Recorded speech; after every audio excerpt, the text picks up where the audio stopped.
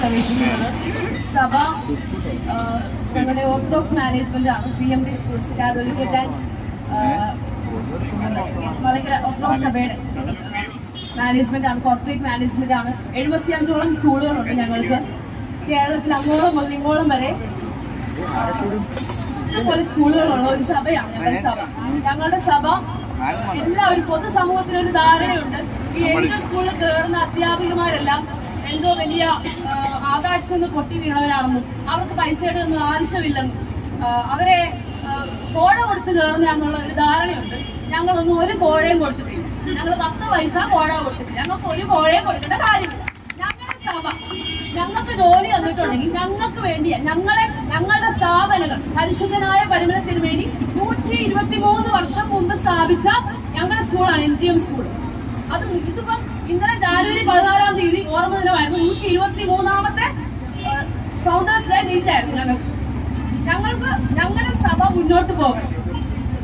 ഞങ്ങളുടെ സഭയുടെ സ്ഥാപനവും ഒന്നും ഞങ്ങൾക്ക് തടഞ്ഞു കളയാൻ ഞങ്ങൾക്ക് പറ്റത്തില്ല. അതിനുവേണ്ടിയാണ് ഞങ്ങൾ ഈ ഇറങ്ങിയിരിക്കുന്നത്. ഞങ്ങളുടെ സഭ ഞങ്ങൾക്ക് പൈസ ഇങ്ങോട്ട് തരുക, മനസ്സിലായോ? ഈ സർക്കാർ 10 പൈസ കൊടുക്കത്തില്ലെങ്കിൽ പോലും ഞങ്ങളുടെ സഭ ഞങ്ങൾക്ക് പൈസ തരുക, ഞങ്ങളുടെ കുടുംബം പട്ടിണി കിടക്കാതിരിക്കാൻ വേണ്ടി. അപ്പൊ അത്രമാത്രം ഞങ്ങളെ പ്രൊട്ടക്ട് ചെയ്യുന്ന ഒരു സഭ. കോടതി വിധി അനുകൂലമായിട്ടുള്ളത് ഞങ്ങൾക്കുണ്ട്. NSSന് കിട്ടിയ അതേ വിധി ഞങ്ങൾക്കുണ്ട്. ഞങ്ങളുടെ മാനേജ്മെന്റ് ഉണ്ട്, CMD സ്കൂൾസിനുണ്ട്. ഞങ്ങളുടെ മാനേജർ ഞങ്ങൾക്ക് മേടിച്ചു തന്നത്. ഞങ്ങളുടെ മാനേജറായിട്ടിരുന്ന ഗബ്രിയേൽ മാർ ഗ്രിഗോറിയോസ് തിരുമേനി ഞങ്ങൾക്കത് നേടിത്തന്നത്. തിരുമേനി ഞങ്ങൾക്ക് വേണ്ടി മുട്ടാത്ത ബാധ്യതകളില്ല. എല്ലാവരും അനുകൂലമായിട്ടുള്ള കാര്യങ്ങൾ മാത്രമേ നമ്മുടെ മാനേജ്മെന്റിനുള്ളൂ. ഭിന്നശേഷിക്കാർക്ക് കൊടുക്കേണ്ട സീറ്റുകൾ ഒഴിച്ചിട്ടുണ്ട്. നിയമനവും നടത്തി കഴിഞ്ഞു. അവർ ശമ്പളം മേടിക്കുന്നുണ്ട്.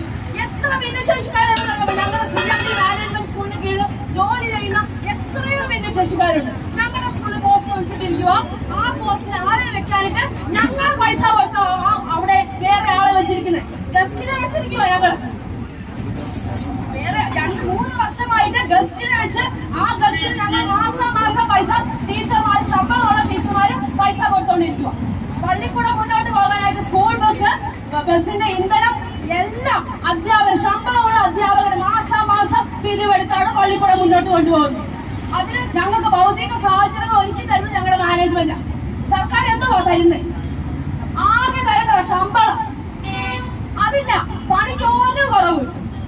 ആകെ തരേണ്ട ശമ്പളം അത് തരത്തില്ല. പകരം ഡെയിലി വേജസ് എന്ന് പറഞ്ഞ് തള്ളുക. ഒരാനുകൂല്യം പിന്നെ ആരും ചോദിക്കത്തില്ലല്ലോ. Daily wage മേടിച്ചപ്പോൾ പൊക്കോളുമല്ലോ. അതാണ് ഉദ്ദേശം. കാലം കുറേയായി ഞങ്ങളിത് കാണാൻ തുടങ്ങി.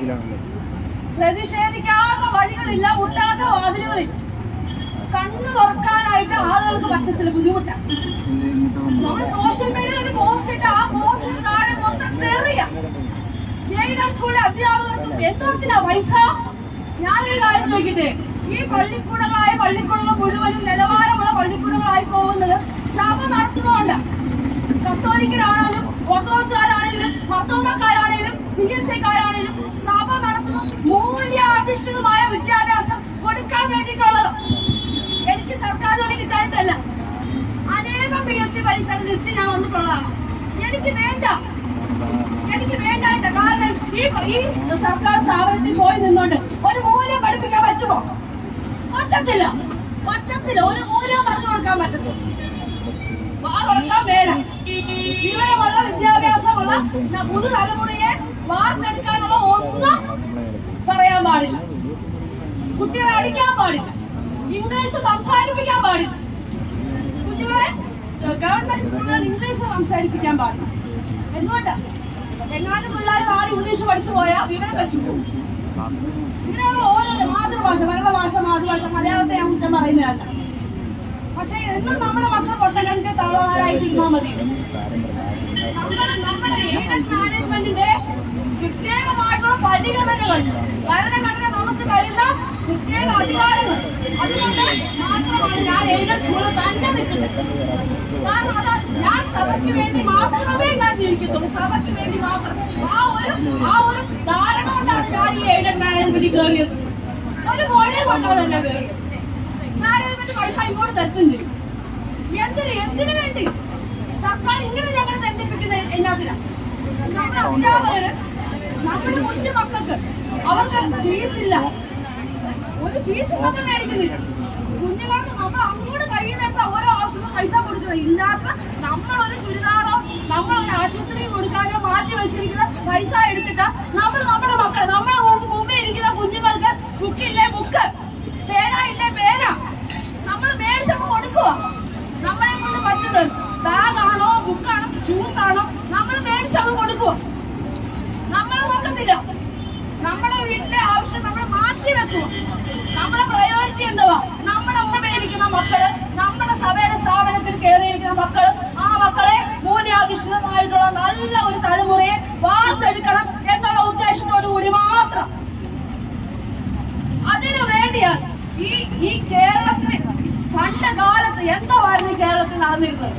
വിദ്യാഭ്യാസമില്ലാതെ കടന്നിരുന്ന ഒരു സമൂഹത്തെ ചാവറ കുര്യാക്കോസ് ഏലിയാസ് അച്ഛൻ മുതൽ തുടങ്ങിയത്. റിനൈസൻസ് അറിയാവുന്നവർക്കറിയാം. പള്ളികളായ പള്ളിക്കൂടം വെച്ച് പിടിപ്പിച്ച് കേരള സമൂഹത്തെ ഉയർത്തിക്കൊണ്ടുവന്നത് എയ്ഡഡ് സ്ഥാപനങ്ങൾ, അല്ലാതെ സർക്കാർ സ്ഥാപനങ്ങളൊന്നും അല്ല.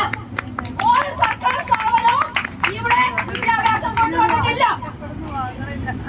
എയ്ഡഡ് സ്ഥാപനങ്ങൾ, എയ്ഡഡ് കോളേജുകളും എയ്ഡഡ് സ്കൂളുകളുമാണ് ഈ കേരളത്തിൽ വിദ്യാഭ്യാസം നല്ല